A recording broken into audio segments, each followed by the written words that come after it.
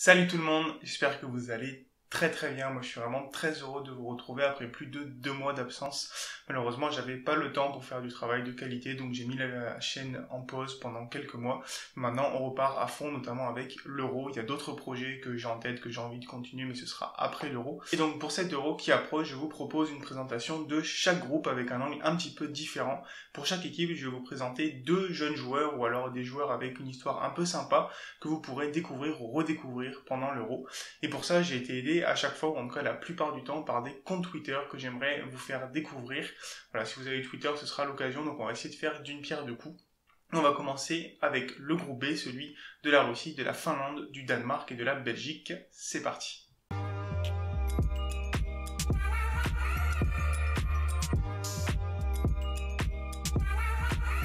Donc, on va commencer par le Danemark, où j'ai été conseillé par le compte Twitter Nordisk Danemark. Et premier joueur, Jonas Wind, attaquant droitier du FC Copenhague. Donc formé là-bas, FC Copenhague, il y joue depuis 2018, il a disputé près de 70 matchs, il a notamment été champion du Danemark et a joué en Europa League et en Ligue des Champions. Il y a une blessure en août 2019 qui l'a éloigné des terrains pendant 8 mois, mais il est international danois depuis 2020. Cette saison, il a joué 28 matchs, 28 fois titulaire pour 15 buts et 8 passes décisives, dont un 9 sur 9 au penalty. Il a également joué 6 matchs avec le Danemark. Ses points forts, c'est qu'il se crée beaucoup de situations de but, il a quasiment à 0,7 expected goals et expected assists par 90 minutes et 3 tirs par 90 minutes, et qui semble s'effectuer pas mal de tâches défensives. Son point faible, c'est que pour l'instant il cadre peu, seulement une frappe sur 3, donc ça lui demande de se créer beaucoup d'occasions de but pour marquer. Ses chances de jouer, pour moi, elles sont grandes, au moins en tant que remplaçant. Alors c'est vrai qu'il y a du monde en attaque au Danemark, avec Dolberg, Poulsen ou Braithwaite, mais si le Danemark joue à 2 attaquants, je pense qu'on devrait le voir au moins rentrer en remplaçant. Deuxième joueur qui est vraiment une pépite, c'est Mikkel Damsgaard, attaquant ou milieu offensif droitier de la Sampdoria à 20 ans. Il est formé au FC Nordjylland, désolé pour la prononciation, auquel il a joué près de 100 matchs de 2017 à 2020 avant de rejoindre l'été dernier la Sampdoria de Gênes. Il est international danois depuis 2020 et c'est d'ailleurs le premier joueur né dans les années 2000 à jouer en A avec le Danemark. Cette saison, il a joué 37 matchs, dont déjà 18 titulaires pour un joueur de 20 ans, 2 buts, 4 passes décisives. Il a fait un match avec le Danemark contre la Moldavie où avec 2 buts et 2 passes décisives, il a obtenu un 10 sur 10. Ses points forts pour moi, c'est que c'est un très bon dribbleur, qui a un très gros apport défensif, notamment en nombre de pressing, qui est bon dans le duel aérien pour sa taille et qui fait déjà beaucoup de passes décisives. Au niveau de ses points d'amélioration, il y a sa réussite à la passe, alors même s'il prend un peu des risques, 70% c'est encore insuffisant, et qu'il apporte pas forcément encore assez dans la percussion et dans le nombre d'occasions créées. Ses chances de le voir jouer au Danemark sont moyennes, je dirais. Il est très jeune, il y a de la concurrence, donc il risque de peut-être faire quelques minutes, mais c'est surtout une compétition pour apprendre et découvrir le très haut niveau pour lui. On passe à la Finlande, où j'ai été conseillé cette fois par le compte Twitter Nordisk Finlande, et on va commencer par Teemu Pukki, 31 ans, attaquant droitier de Norwich, 1m80, voilà, qui est un des vétérans de la sélection finlandaise avec 89 matchs. Il a été formé au FC Kutupi en Finlande, où il débute en 2006. Il a tenté le FC Séville sans succès en 2008, il est reparti en Finlande au HJK Helsinki, avant de vadrouiller entre Schalke 04, le Celtic ou encore Brøndby. Et depuis 2018, il est l'attaquant de Norwich, avec qui il a vécu une montée, une descente et une nouvelle montée cette année. 42 matchs, 39 fois titulaire, 26 buts, 4 passes décisives, 5 fois homme du match avec Norwich, donc champion de division 2 anglaise. Il a également joué 9 matchs avec la Finlande. Au niveau de ses points forts, c'est un attaquant qui est très efficace, quasiment 0,8 buts ou assists pour 0,66 expected goals plus expected assist et seulement 1,5 tirs par 90 minutes. Il est très efficace, il cadre quasiment la moitié de ses frappes, il participe déjà beaucoup à la construction. Son point faible, c'est que malheureusement il n'a pas forcément un très bon jeu de tête et que c'est pas un attaquant dribbleur. Ses chances de le voir jouer sont très importantes, c'est le titulaire dans l'attaque à 2 de la Finlande. Le deuxième joueur est plus jeune, c'est Onni Valakari, 21 ans, qui joue au Paphos FC à Chypre, milieu offensif gaucher d'1m87. Il est né en Écosse puisque son père jouait à Motherwell, mais finalement il est finlandais, il est passé pro au SJK Akatemia en 2016 à 17 ans, qui était coaché par son père, Sino Valakari. Sa première grosse saison, il l'a fait au TPS Turku en Finlande en 2017-2018. Après 2 ans à Tromsø, il est recruté en janvier 2020 par Paphos FC à Chypre. autres. Cette année, il a joué 36 matchs pour 13 buts, 7 passes décisives, dont 7 pénaltys, et il a joué un match non titulaire avec la Finlande. C'est un peu dur de parler de ses qualités parce qu'il est peu connu, mais de ce que j'ai vu, c'est un profil qui est assez grand avec une bonne technique et surtout une très bonne vision de jeu. Je vous mets un article de Nordisk Finlande sur le sujet, et ses chances de jouer sont assez faibles. C'est un jeune joueur qui va prendre de l'expérience et qui pourrait peut-être gratter des minutes en remplaçant. Allez, on passe à la Belgique maintenant, où j'ai été conseillé par le compte Twitter InfoFoot Belgique. Et le premier joueur sera Leander Den Donker, 26 ans, joueur de Wolverhampton, qui peut évoluer milieu défensif ou défenseur central et qui est droitier. Il est formé au RSC Anderlecht, avec qui il va jouer de 2013 à 2019, étant champion en 2017 et découvrant également la Ligue des Champions. Prêté chez les Wolves en 2018-2019, il signe donc à Wolverhampton en 2019.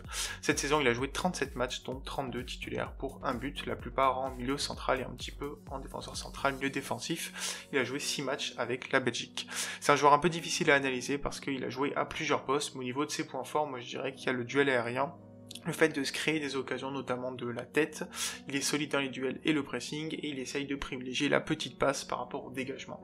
Au niveau de ses points faibles, je pense qu'il pourrait s'améliorer encore dans sa participation à la projection de son équipe.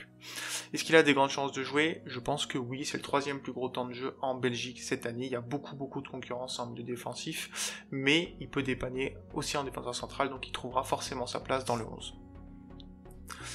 Second joueur, Leandro Trossard, milieu offensif droitier de 26 ans, joueur de Brighton. Formé au KRC Genk, il est signé en 2012 et après avoir enchaîné 4 prêts, il commence vraiment à y jouer en 2016 avant d'être transféré à Brighton en 2019. Il a longtemps été espoir en Belgique jusqu'en 2013, puis il n'a plus été sélectionné et maintenant il est appelé depuis 2020 avec les A. Cette année, 44 matchs, 36 titulaires pour 6 buts, 5 passes décisives, 2 fois homme du match. Il a joué à 6 postes différents, il a fait 6 matchs avec la Belgique. Ses points forts, c'est qu'il se crée beaucoup d'occasions, qu'il est excellent dans la construction à la verticalité, avec beaucoup de progressive passes ou de progressive carries, en gros c'est les chevauchés avec ballon. Il est bon dans le premier pressing, il est à l'image de Brighton, en fait agréable à voir jouer. Au niveau de ses points faibles, il manque encore d'efficacité dans le duel aérien, c'est pas vraiment ça, et il touche pas forcément encore assez de ballons dans la surface. Ses chances de le voir jouer avec la Belgique sont moyennes, je dirais, il y a vraiment beaucoup de monde en attaque, Lukaku, De Bruyne, Mertens, Hazard, Amici, etc.